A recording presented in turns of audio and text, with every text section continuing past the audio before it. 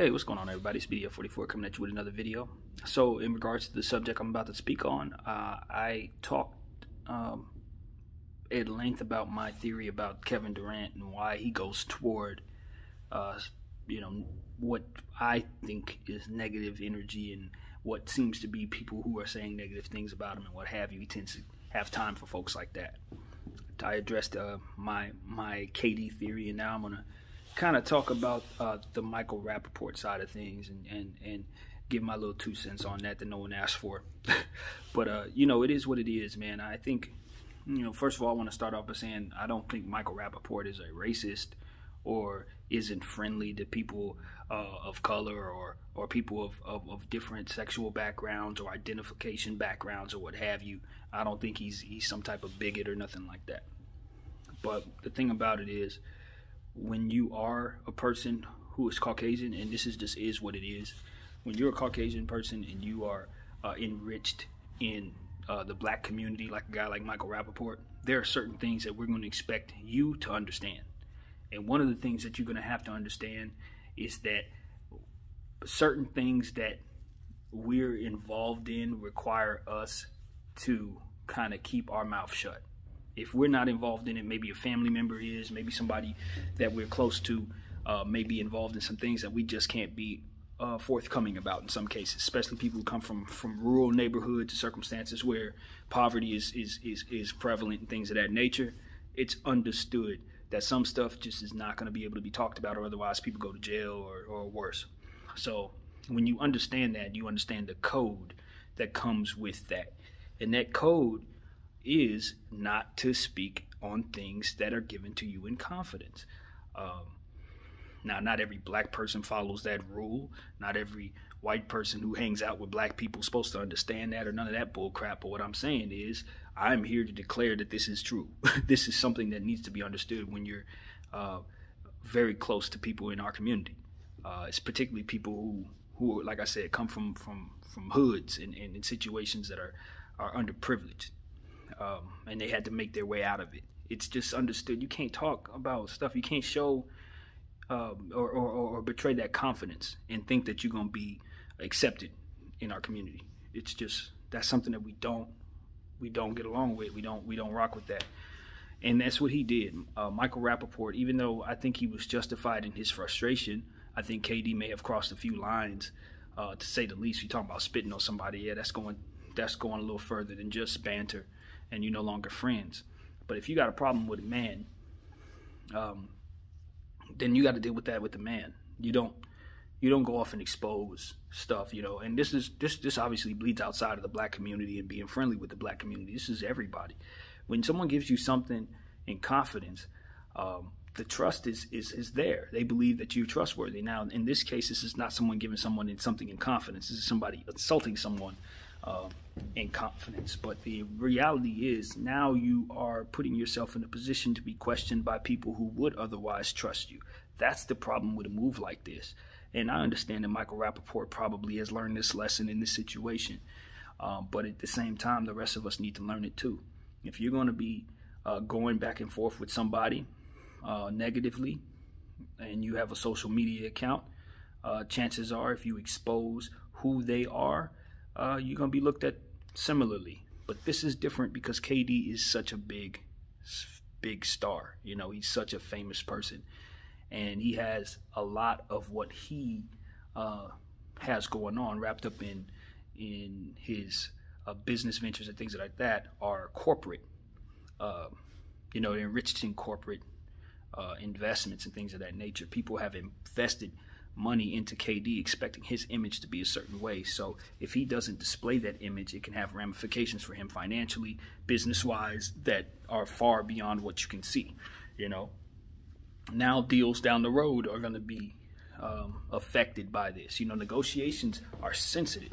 You don't even got to really be involved in nothing. If your name comes up in something, suddenly people are knocking the price off of stuff. Suddenly people are not involving you with stuff. Suddenly people are moonwalking away from you because you're toxic for their business. These are the type of things that can start a process that is unforeseeable, an avalanche effect. Now this situation can affect the next situation. If he has another situation like that, it can affect things even worse. So it's like, you put KD in a really, really, really bad spot. Now, obviously, you don't care nothing about that because this man threatened you and now y'all enemies, so you want to see him in a tough spot. But the problem with that is, again, when you play with fire, you too get burned. You know, you're trying to set a man on fire, you better give him some distance. And he didn't. Michael Rappaport set the man on fire, and he did it by standing next to him and taking his hand. Like, that's not the way to do that. You getting burnt too. And another thing that's worth mentioning in this situation is this. As a man, sometimes in situations, we may receive something in confidence from our significant others. You know what I mean? Maybe we'll receive some photos or some writings or something maybe given to us in a text message or what have you. It is incumbent upon all of us, if we have self-respect and we care about how our image is and how our name goes, it's important that you keep that stuff to yourself. You know, I'll use this opportunity to say that. Not limited to anything. Obviously, nudes are the first thing that's going to come to mind. But even stuff that isn't involving pictures, even if it's something that she gives you in confidence or he gives you in confidence, if you are given that stuff, it's incumbent upon you as a person who respects themselves to not be seen as somebody who's going to leak that stuff. That is a bad look for you, and ultimately has horrible consequences for them in certain cases, depending on what it is. In this case, it wasn't that, but it's along the same lines. I mean, you betrayed the trust of someone who thought that you were going to do that. And even though he was on some enemy stuff, everybody's watching. Your enemies are watching. Your friends are watching. People on the fence are watching. Your business associates are watching. Everybody's watching because KD's that famous. Now, I think it's important to say, as Michael Rappaport has said, this is something that he's done on a regular basis. Anytime anyone says anything to him, particularly anti-Semitic stuff and stuff that he deems as offensive, he's going to expose them. But you got to understand the difference between doing that and doing this. And the sad thing is, in a perfect world, there is no difference. But this isn't a perfect world. Things are nuanced. Things are complicated. Politics are complicated. And when you do this to someone like KD, it doesn't have the same effect as you doing it to somebody else who doesn't have a name like that. Or let's just call it like it is. You're a Caucasian man. You're doing this to a black person. That's going to look a certain way. Most of the people who said certain things to him that he exposed, I'm pretty certain were not black people. And that matters in the court of public opinion in 2021. This is not fair, but it is what you have in this time. You just can't do it. And this is a conversation that I don't think a lot of people are having, because when you have concerns about whether or not your fan base is going to receive this properly, or again, corporations who've invested dollars in you and things like that, what I'm saying right now is a little too honest, and it's a little too it can be taken as offensive. But I think that to identify the lay of the land, or to identify the temperature in the room, should not be considered something that is offensive. It's an observation. I don't think that this is fair. I don't think that this is the world I want to live in. In fact, I would love to live in a world where none of this existed. But to identify it will help others navigate through the waters that are in front of them.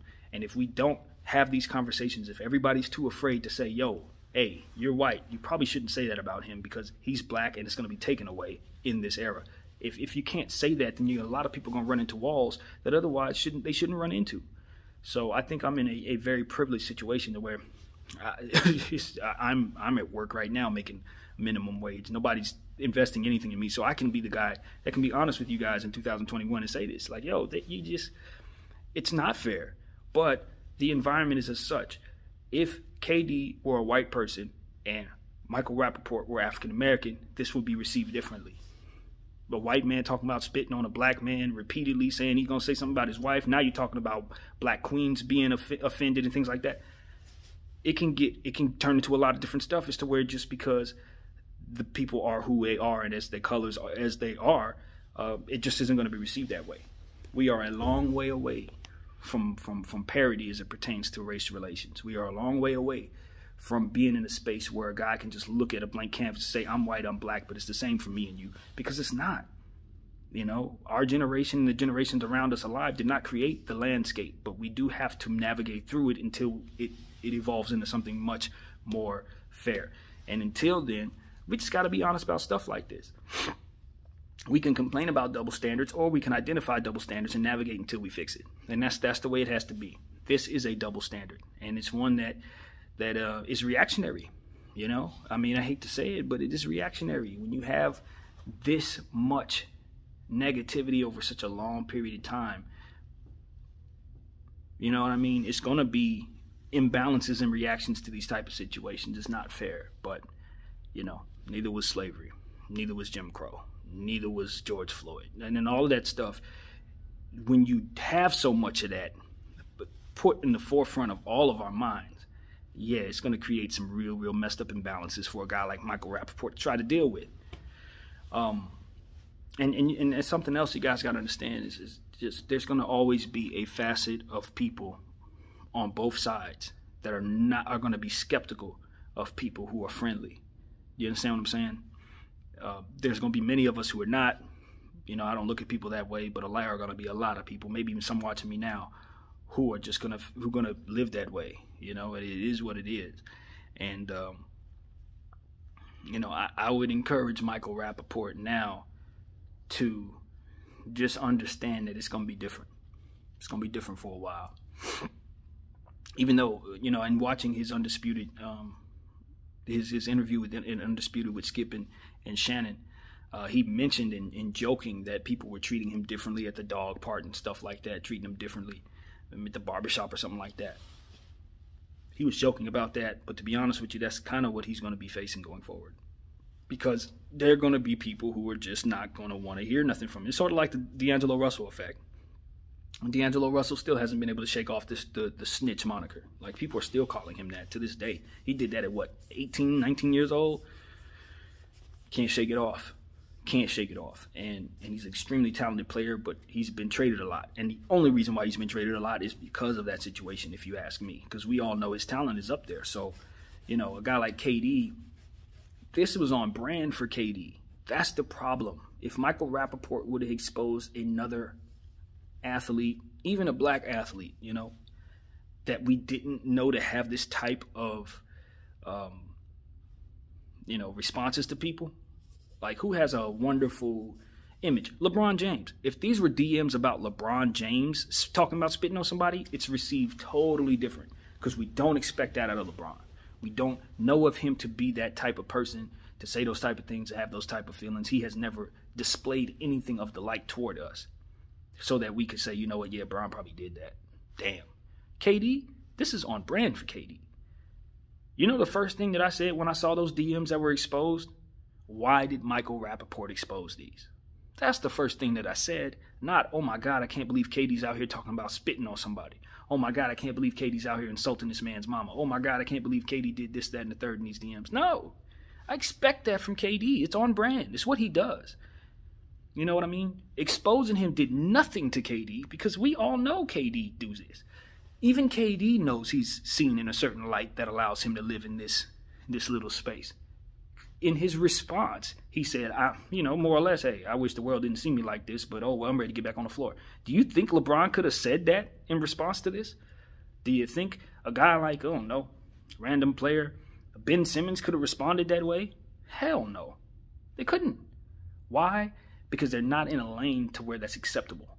Now we're looking at them as, oh, you're a different person than we thought you were. Ain't nobody saying that about KD. And that's what Michael Rappaport needed to hear before pressing send. Like, bro, you ain't exposing KD, man. We expect him to be like this. I don't know if everybody expected this. I was not surprised by anything I saw in them DMs. I don't think differently of KD at all.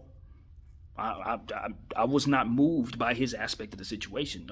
Where my brain took me is the same place it always takes me when stuff like this happens. And that's why I made the video I did, and I encourage you guys to check that out. But, like, as far as me saying, oh, my God, KD's, oh, this is a bad guy. Oh, Michael Rappaport showed him. Hell no. KD's sitting there like, man, you just showed the world what I've been showing the world for the last 5 years. But what you didn't realize is that you also showed them who you are. And unlike me, speaking of KD's perspective, they expect this out of me. They definitely didn't expect this out of you.